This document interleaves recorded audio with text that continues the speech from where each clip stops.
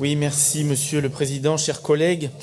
Tout comme mon collègue Michel Dufay, je tiens ici à exprimer mon inquiétude face à ce budget supplémentaire et face à certains points concernant la culture.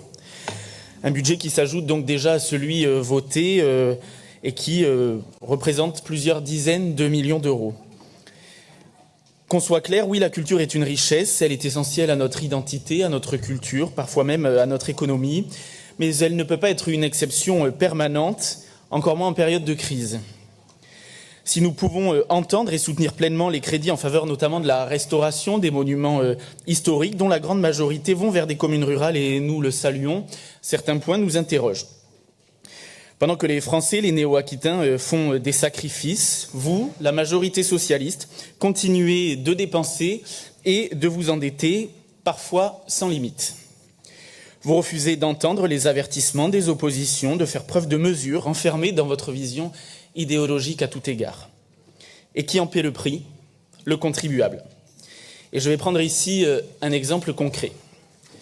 Nous avons interrogé avec mon groupe à plusieurs reprises sur certaines dépenses liées à la culture et dont la dernière interrogation date pas plus tard de la dernière commission permanente à Limoges, où nous avons interrogé votre majorité sur les budgets, notamment alloués au cinéma et à l'audiovisuel. En 2024, cela représente près de 7,2 millions d'euros engagés. Des centaines et des centaines d'aides ont été attribuées. Mais pour quel résultat ?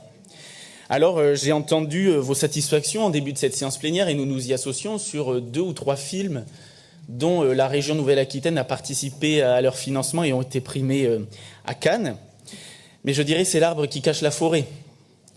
Parce que quand nous demandons des comptes, ce qui est notre rôle,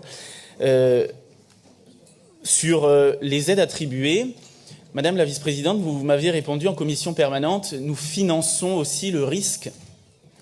Et parfois, ça ne va pas au bout. Mais de quel risque parlons-nous ici?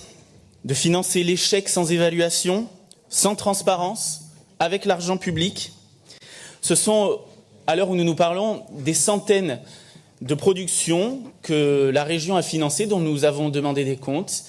Dans quelles salles ont-elles été diffusées? Sur quel support? Combien ont-elles réalisé de vues? Et aujourd'hui, nos demandes sont encore restées lettres mortes. Vous avez pourtant la responsabilité, et je vous en suis gré, vous avez aussi l'expérience pour mesurer ces risques, les encadrer, les justifier et ne pas les balayer d'un revers de la main. Le rôle de la région, ça n'est pas de parier, c'est de servir l'intérêt général et nous vous demandons d'entendre ce que les Néo-Aquitains demandent et dont nous nous faisons les porte-voix aujourd'hui, de la rigueur, de la clarté et de l'équité.